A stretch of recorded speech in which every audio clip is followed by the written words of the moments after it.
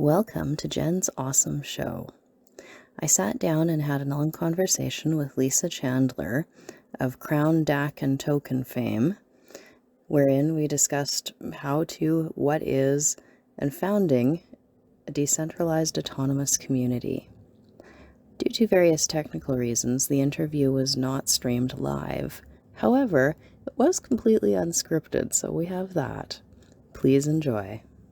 So, I don't know very much about you, I have to admit. I know little snippets. I know that Greg said you do something with DAX, and that's pretty much it. So, so who are you and what do you do? So I am Lisa Chandler, and I have, let's see, what do I do? I pretty much focus on community engagement for the betterment of humanity as best I can. If I have to sum it up. Most of my career I've been, what would you say, a revenue generator.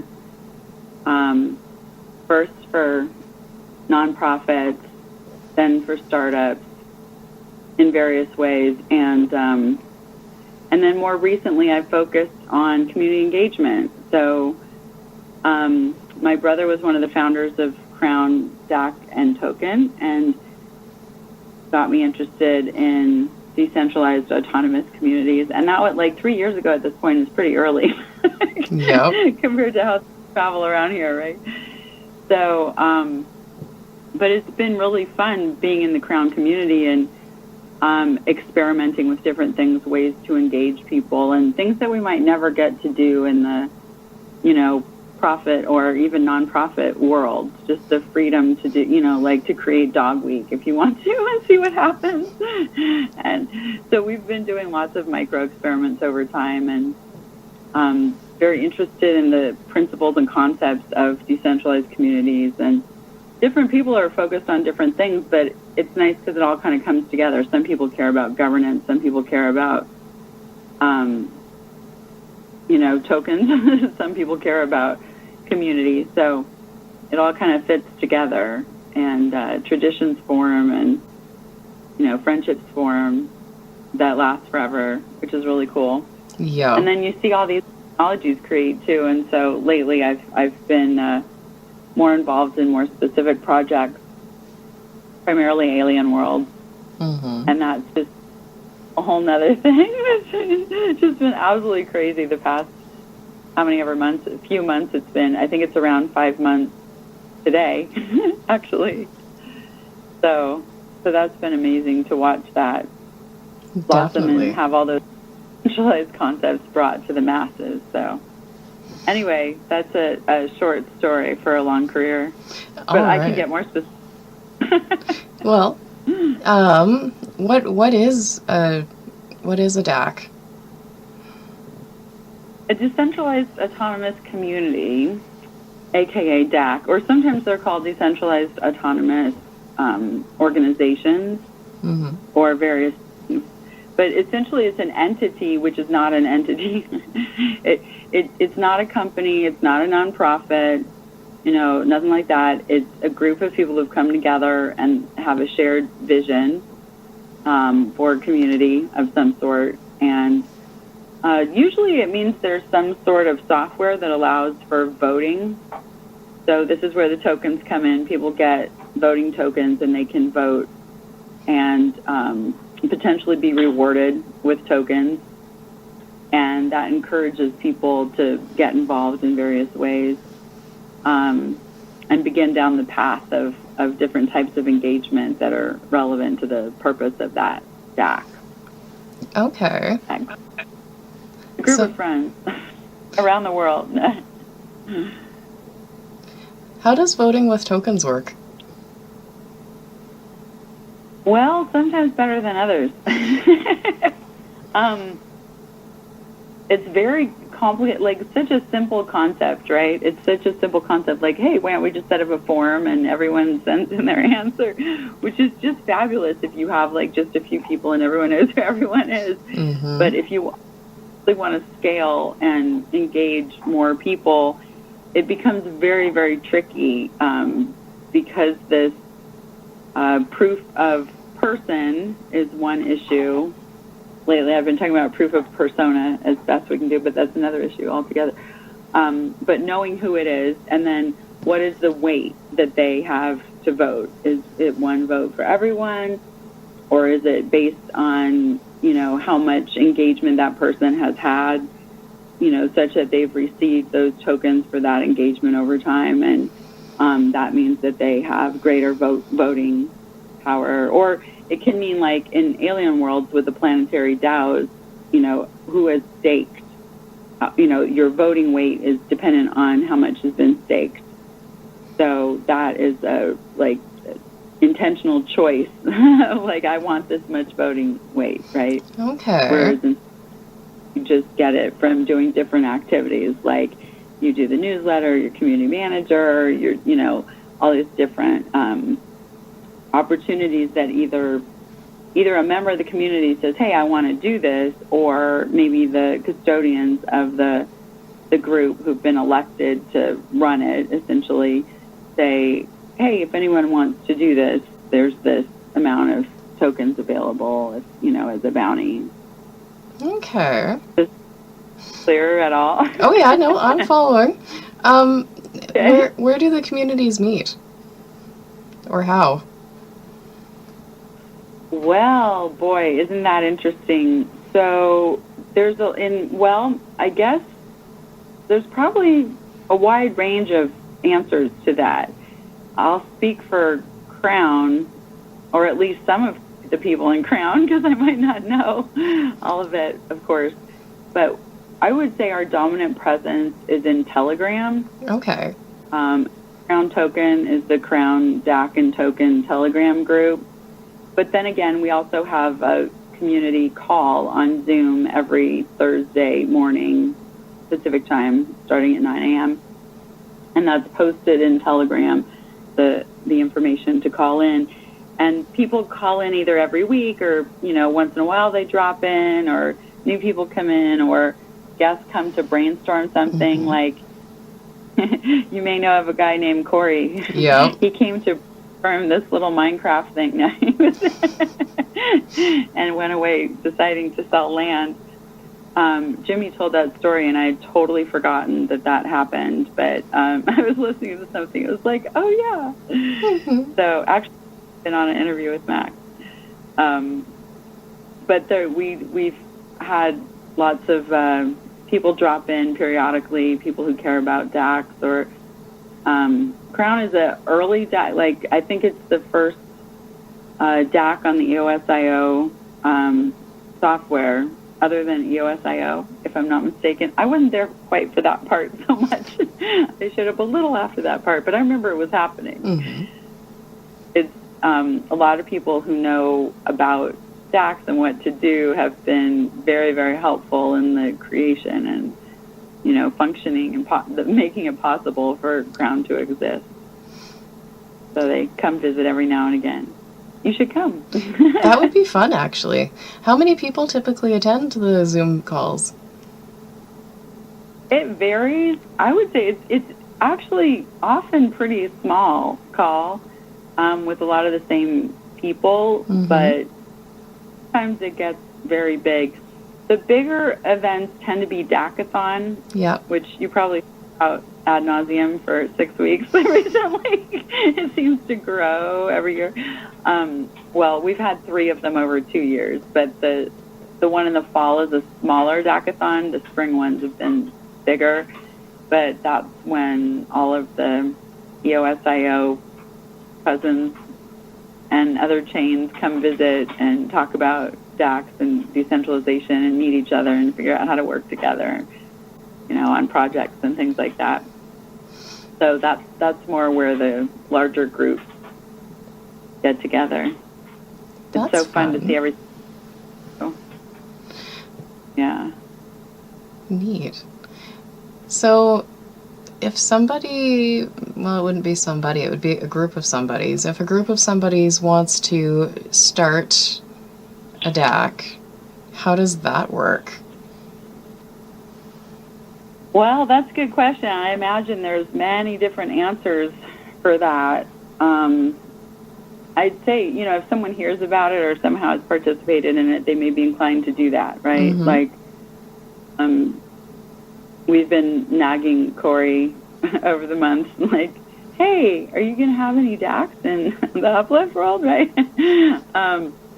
And I think he came up with like a really good answer pretty early on, right? Which is like, yeah, it's up to the people in the areas as long as it doesn't interfere with the core game, mechanics. And that's a great answer. Great answer, because I think a lot of projects need to be like a combination of somewhat centralized and somewhat decentralized right now. And that may not be in the future. It may not be that way.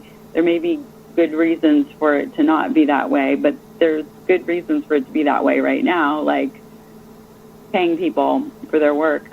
Yes. So that's hopefully, hopefully the people who make decisions around that and how things have to go, in the world and in areas will realize the benefits of these types of groups and this type of play and engagement and focus and all the good things that come of it, and realize that it's okay. It's a good thing. It's a good thing for our communities and for our governments and our people. I think it's starting. I think there are a lot of people who don't really have a clue how to start, and that makes it interesting, because there are people and they want the things, but there's no central authority figure, and it's entertaining to watch and see kind of how that all unfolds. Yeah, there has to be a great deal of intention and maybe some like traditions emerge, like a community call every week, or like certain things in Telegram, or pulling together that want to do particular things of their talents. I would say most like DACs or DAOs start using software of some sort to create voting tokens and enable voting for decisions of various sorts. And there's some very, very large ones, but I think, some very small ones too.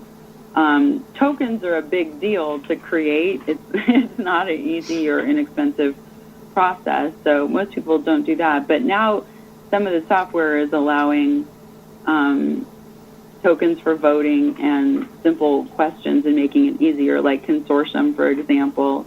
Consortium app is relatively easy compared to most situations to do that. And then even at DACathon, Luke Stokes was building something, because he said, okay, people need this, so I'm going to build it. And of course, and we've used DAC Factory, which has been built by EOS DAC, and I don't know, it's the first or one of the first, and a leader for sure. And that's been fabulous. Although I believe more developers are needed to be keeping it up, because the core developer has been a little bit busy with Alien Worlds, which is completely understandable. Mm-hmm. But if you want to volunteer to work on it, it's meant to be extensible and built in new and interesting ways. Like, it would be really cool to see how that or any of these technologies could be built into the Uplift, so that the communities could utilize them, and it could also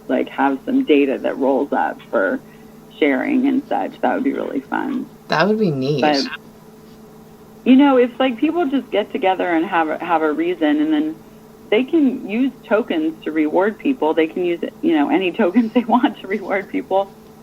But I believe in Consortium you can create a voting token, if I'm not mistaken, and probably quite a few of the others. I think the Telos chain has one coming along too. So there's quite a few, and it just I think people who hang out in the communities for a while sort of get a sense of it and start brainstorming and thinking of new and whatever maybe we were doing and thinking a year or two ago, it's there's new and different now. Yeah. And that's great. So cool. That's, the more developers, the better. The more community managers, the better. The more people designing engagement opportunities, the better.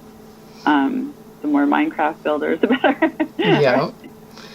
But that's what's so great about these projects, right? And these communities, it brings people with different talents together to create whatever they want. Right? Which is neat.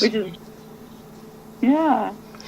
So what would you say is the biggest benefit overall to having a decentralized autonomous community organization as opposed to some sort of more centralized elected representative system?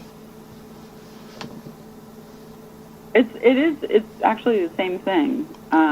Excellent. I mean, there's some differences between traditional and simple software based. I mean, relatively speaking, the DAC is intended to put the hands of governance in the people, and the direction and focus in the hands of the people that are involved, and provide more equitable rewards. So there's a lot of benefits to having a centralized organization, but there's also a lot of downside and risk. And leadership is perhaps one of the things that is most different. I mean, it may be similar in some ways, but the DAC is 100% optional, right? Like, the person isn't working and needs to feed their family necessarily on that work. That may be true in some cases, especially lately, but it's not really as much about that, right? So, there's no boss that if they're not happy, they get fired. Like, if someone is uninvited in a DAC, they've probably done something really inappropriate, and the community was like, that's not cool, right?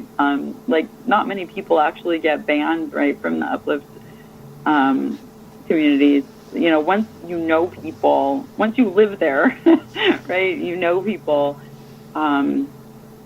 it's not too common that you're going to really get kicked out. You actually might know each other for a long time. Like, I'm starting to realize the people I've known now for 3 years, like, even though I may have never met them in person, and we're like entirely around the planet, like the long distances from each other, and communities of us know each other too. And we work on different projects together sometimes, and that's really amazing. And share in the resources. Like, when it rains around the world. Mm-hmm. Hallelujah to that. So, that's a really amazing thing.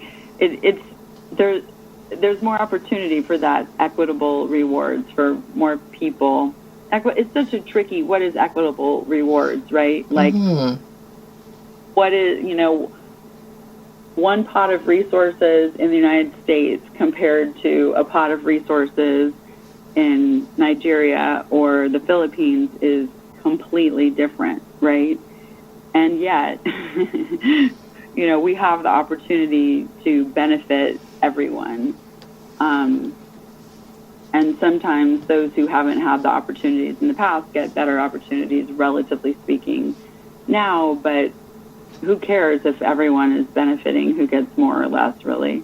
You know what I mean? Yeah. Like, people they love, and they can get rewards, and they're free. They're free to choose what they want to do. That, like, that's cool. That's better. Definitely.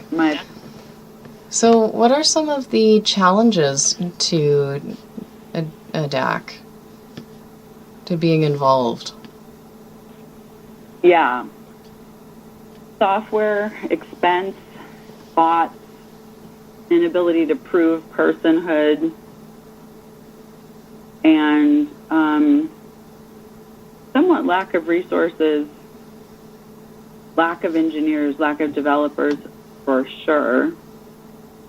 The resource thing is getting less of an issue, but it's still an issue. So a lot of people have ideas, but like everything, like any startup, it's hard. It's all hard, right? Yeah. And the bigger things are harder. So the simpler, like at Dackathon, we've experimented, like with Peace Stack, could we just, do voting with NFTs, or could we do this? Part of it is getting people engaged and inviting people in. Like, there's so many things that could be done that people have thought of who are really deeply immersed, but need more people to test it out.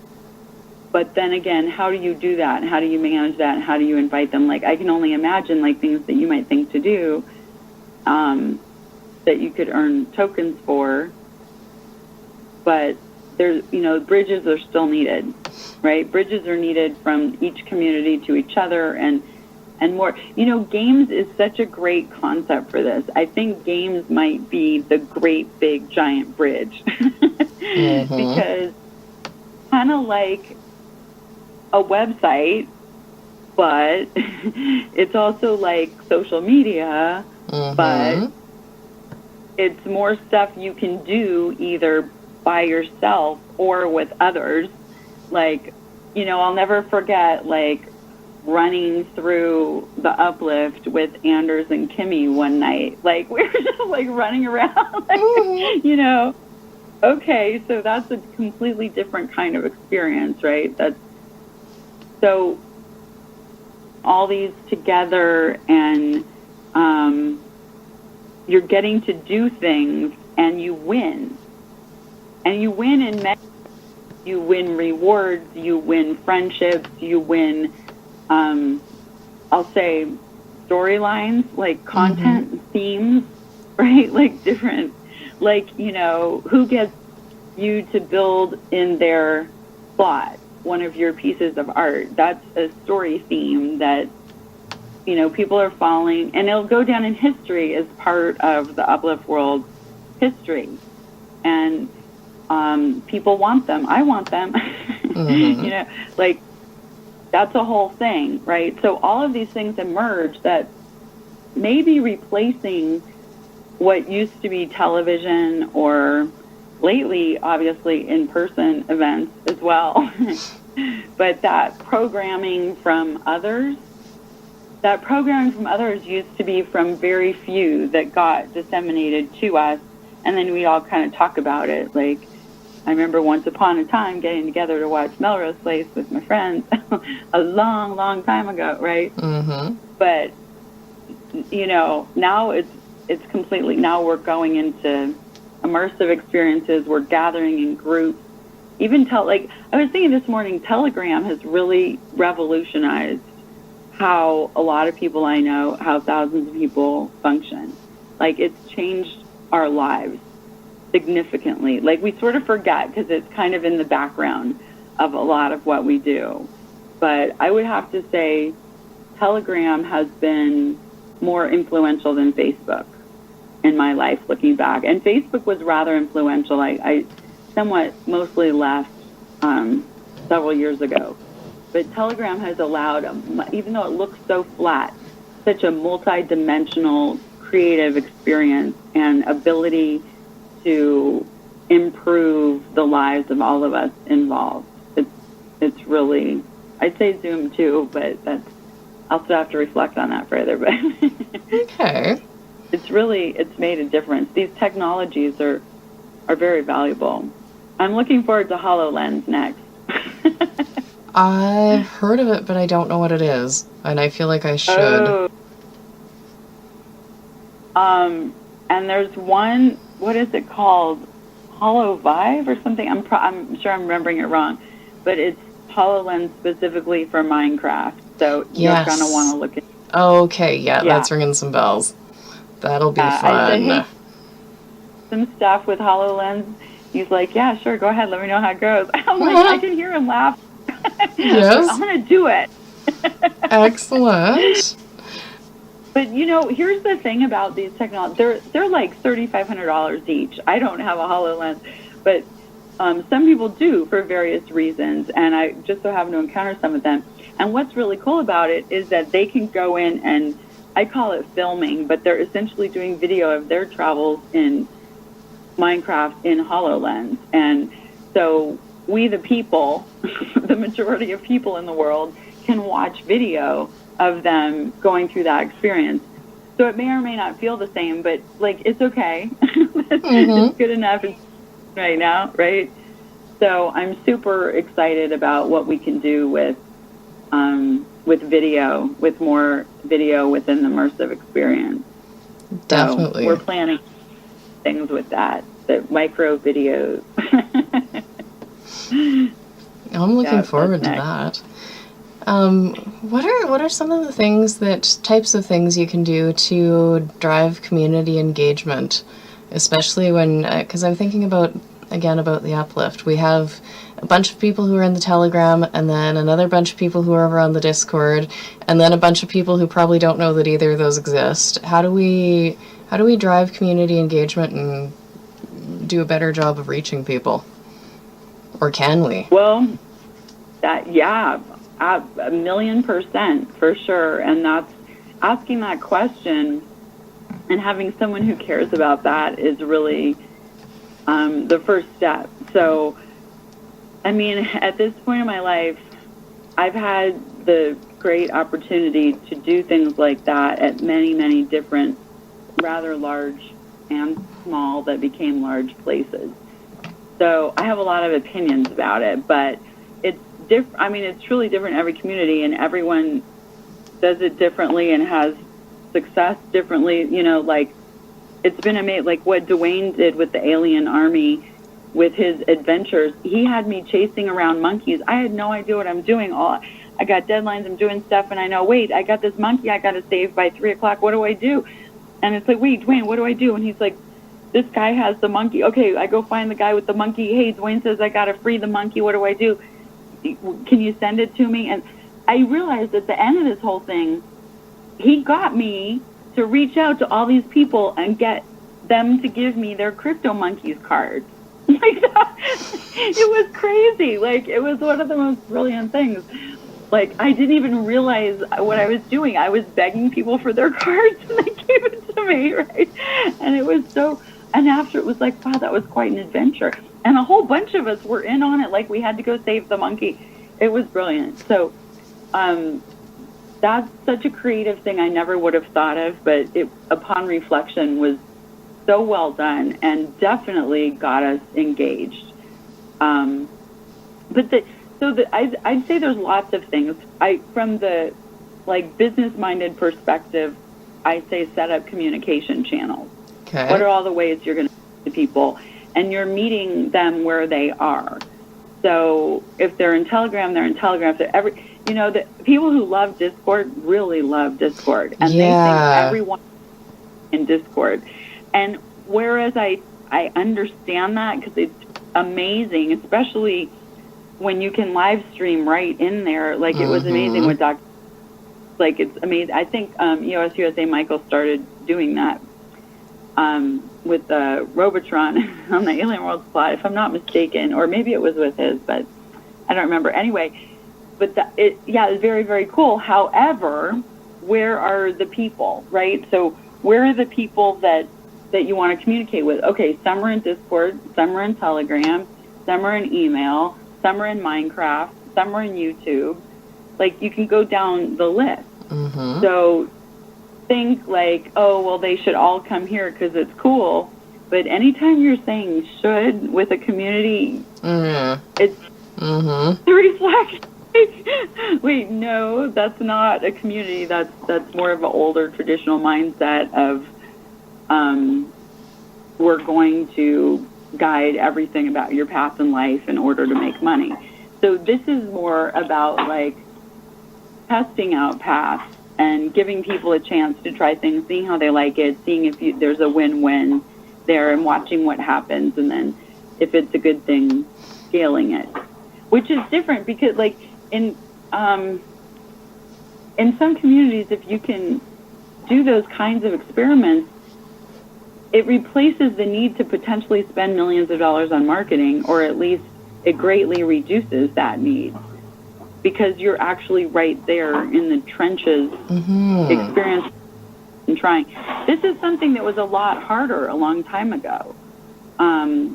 Back when we had to pay for direct mail or even lists or build web funnels and all that, drip funnels and all the, pay. And there's still some benefit to that. Like if you want a really good looking website, and you want engagement and you want some cool functionality, or, if you want a smart contract, even cooler, sure, it's going to cost some money, as it should, right? I suppose. I mean, there are free tools I like too, but anyway, I think it's a real exciting time for trying out these new engagement experiments and building better ways. Social engagement has been very positive in some ways, but it's also, social media has been very negative in many ways. And so trying out new things to replace that is very important, in my opinion. What are the experiences we want for people in the future? And some of that might be with real people. Some of it might not be with real people. I mean, hanging around all these aliens and alien worlds lately, like, I've developed an affinity for some of them. Mm-hmm. It'd be really cool if, like Peacemaker 29 from Carta 9 would, actually talk back to me and we could be friends forever. So maybe that'll happen. That's kind of nifty. Yeah, well, these things come to mind when you see, like, who would have thought a card with a mint number would ever mean anything? But it really has meant a lot. It's been fascinating to see all the different ways people use a simple concept of here's an NFT card, here's a number, here's various combinations and what it could be. Like I can't wait to see what comes yet, because we haven't even seen. We're just, like I keep saying to people, we're just at the beginning. So I mean, what was it? Just did the pack for Alien Worlds in October, right? That was the first pack sale, if I'm not mistaken. And we're in May. Yeah, wow, that is pretty recent. Everything, all of this has happened. When did the Uplift server start? I want to say January-ish. It wasn't... Oh, the communities got in... what year? 2021. Yeah. Oh, really? Oh, yeah. Because I noticed the communities around the same time as my birthday. I had a big birthday party in the Uplift. I made a party room and invited everybody, and there were cake and fireworks, and, it was a good time. Aww. But I noticed the communities then because they found something that I built and somebody tweeted about it. And that's when I decided, I guess I have to learn how to Twitter. Because that was not on my radar at all. So that's all completely new. I'm like, I don't know how to do this thing, but I guess I do. And there are lots of people out there doing lots of amazing things. Was the Uplift before that? Questionable. Were there land sales before that? No. That was all after. So it's been steadily moving and growing in a wonderful way. But it is still quite new.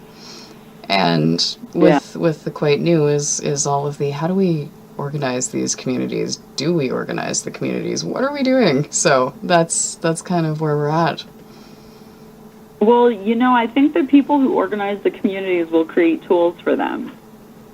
And that collection of tools will organize the communities. Yep. And it may or may not be the way you wish it had happened. That's certainly a thing. Or I'll say it will be and it won't be the way you wish it had happened, right? Mm-hmm. Do encourage anyone who thinks it should be a certain way to move forward on that. And before I got so busy with Alien World, I was able to spend more time in the Uplift World, which I hope to do more of in the near future. But, I lost track a little bit of some of the things that have been happening sort of around the time the land sales started. It was like, wow, okay, there's like a million things I need to know that I'm not keeping up with. So I've got to get back in and see where we are on all of that. But I do try to keep up at least with some of the shows every week and hear what's going on, and watch the Uplifters and such. And I've been loving your shows lately. Well, thank you. It's so interesting. It's sometimes I have to watch after because live my internet's not so good, as you realize. But That's totally reasonable. And that's, half of the battle. Doing it live is fun because you never know what you're going to get, and doing it, having it stay there forever is great too because you're not going back and changing it. So it's always interesting. I've been on Zoom so much lately and sharing my screen so much lately, I've actually been forgetting I'm not sharing my screen. When I've been talking to people, they're like, you're not sharing your screen. But it's been so great to be, engaged with so many people lately and all over the world, and so many different ideas and perspectives and working on different things. And it's amazing that we are able to connect through this box. It really is. I'm like, this is amazing, and I can only imagine what the future holds. Like, can you imagine what's going to come in the next 10 years? Like, I can't wait. Oh, it's going to be exciting. What kind of a time commitment is involved with community organization and community engagement? Well, it's up to everyone, but I'd say all of it. I don't know anyone who doesn't spend almost all their time in it. It's not required. It's addictive, and it's supportive, and it's totally free to come and go. You want to go do whatever, go do whatever. No one's going to care. They might just welcome you back when you say, hey, I'm back. It's up to everyone. I think some people, maybe a lot of people have other things they have to do, work, or obviously, things around the house, things they want to do in real life, IRL, right? Mm-hmm. Most people I know spend as much time as they can because they see, especially lately, they see what a difference it makes. It's fun, right? Like, EOS USA Michael built that roller coaster, whatever, yes. Like in the first, whatever, like you couldn't get him out of there for a couple weeks. It's like, hey, Michael, we need a drop. Would you mind? Like, yeah, I'm in Minecraft. I'll be right back. So he had to go into Minecraft just to have a meeting with him. I believe it. But that worked okay. Yeah. And it's an amazing place, right? And he built Robotron, and we've got the offices. And I think the first person is moving into their office in Robotron. Can you believe it? Like, that is crazy.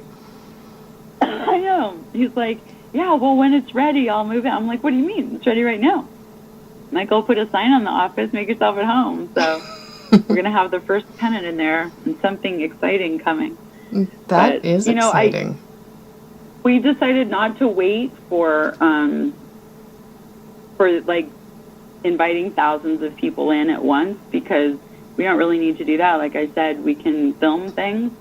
So, so we have some ideas, to get started. And then, like, the plans for the Alien World plot are very exciting and very community-driven, might I add.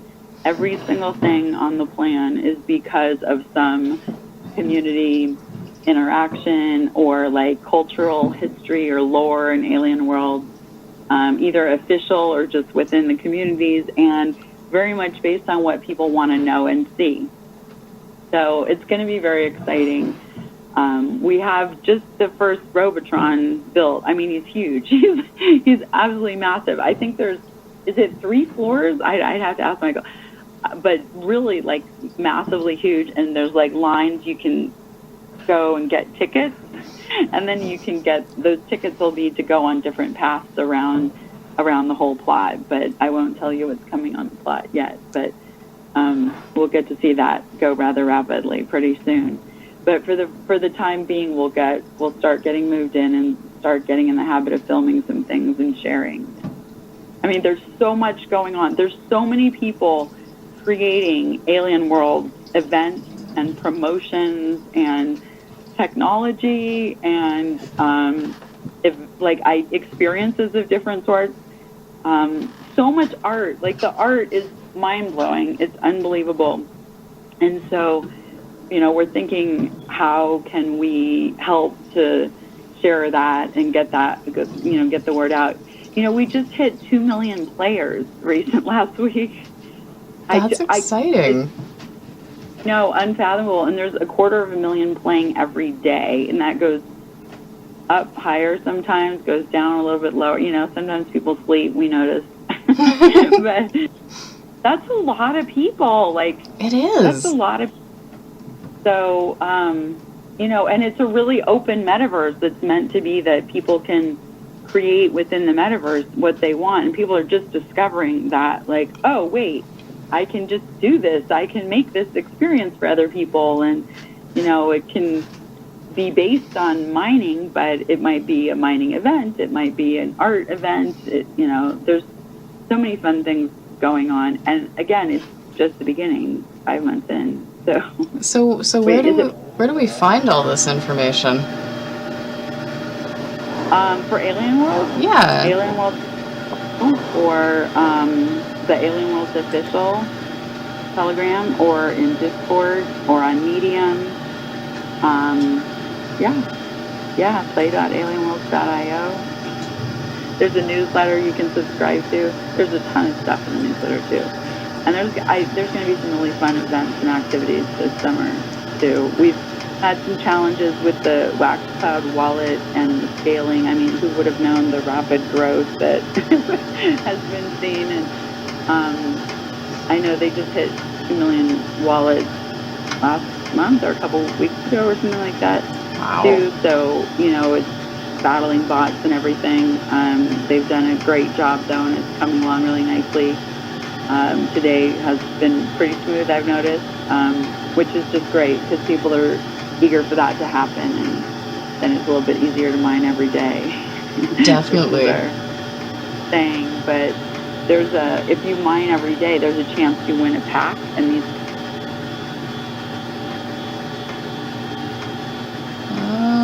Something happened to my sound. Are you still there? What was that?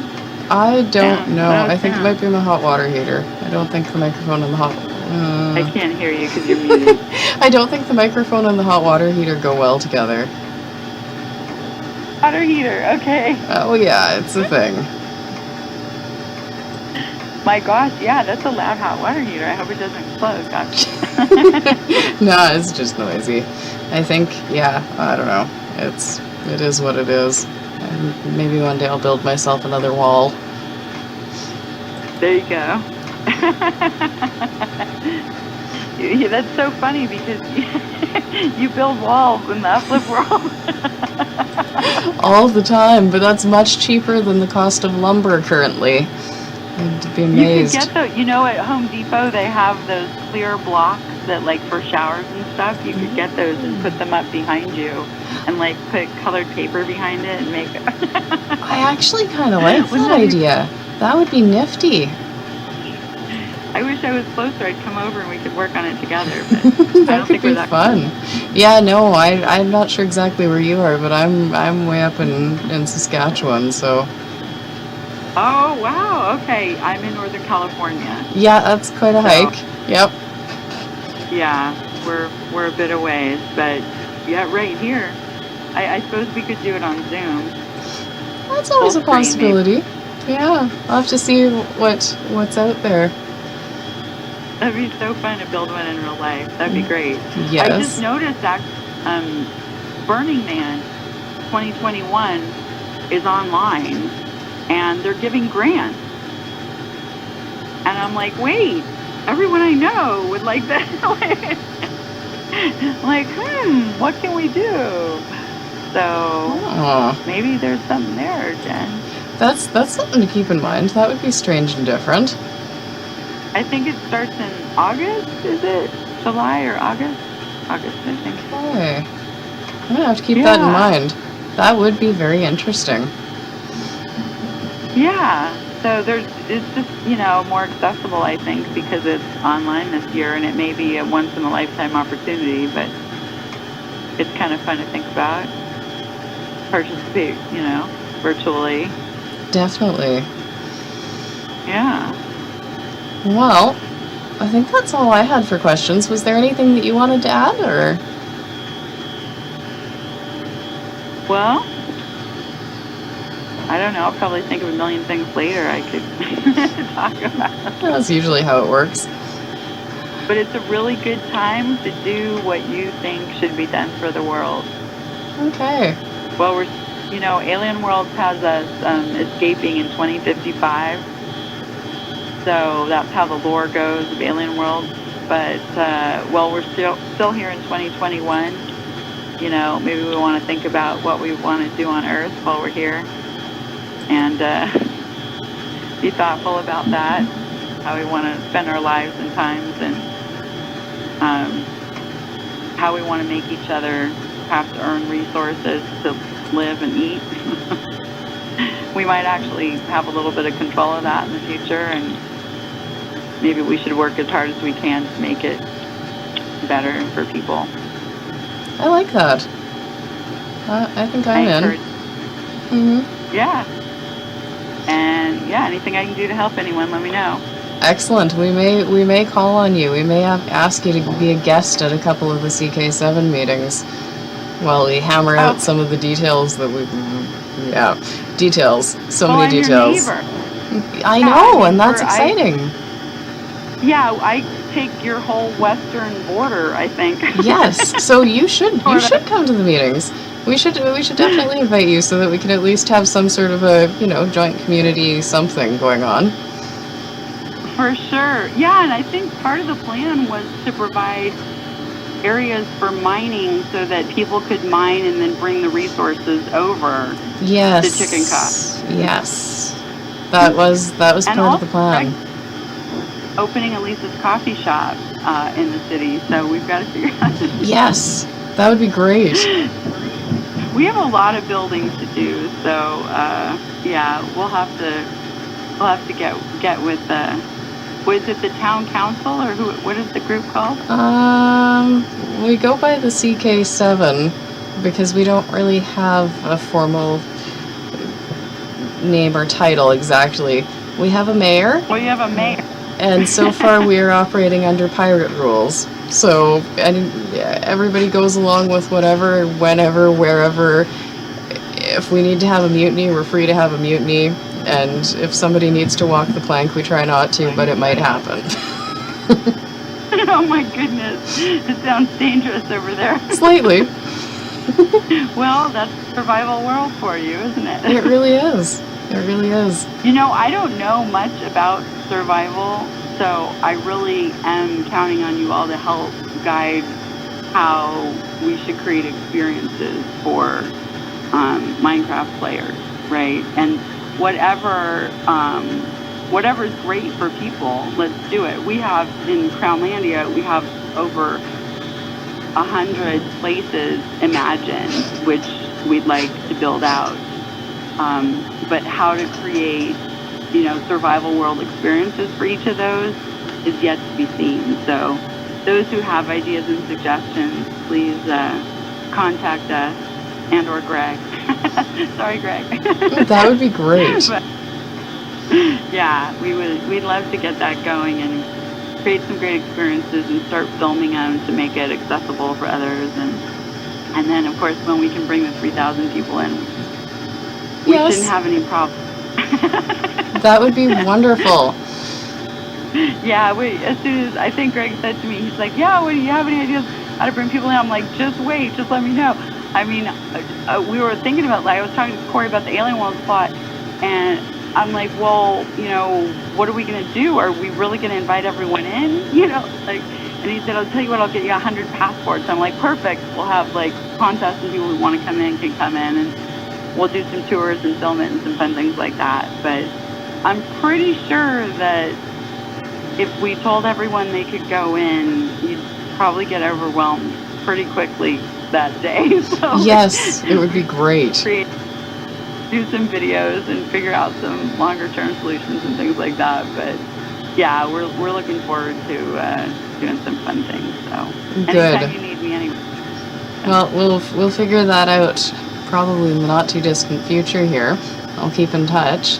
And we need We need your services on several properties, so let me know how to do that. Excellent. We'll work on that too.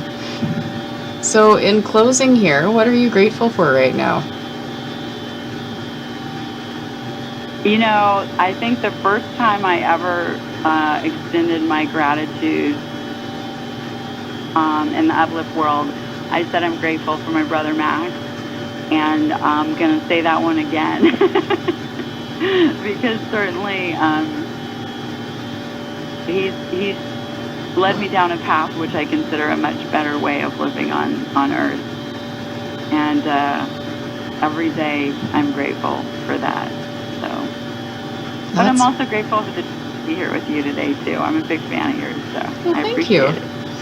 I'm also grateful. I'm grateful we finally got a chance to sit down and talk. And I know I have 10,000 more questions. I just need some time to think all of it through and let everything soak in. But I'm looking forward to working together and, you know, seeing what happens and continuing to build something amazing. Yep, sounds good. I'm here anytime. Excellent. Well, thank you very much. All right. Thank you, Jen. We'll see you around. Sounds good.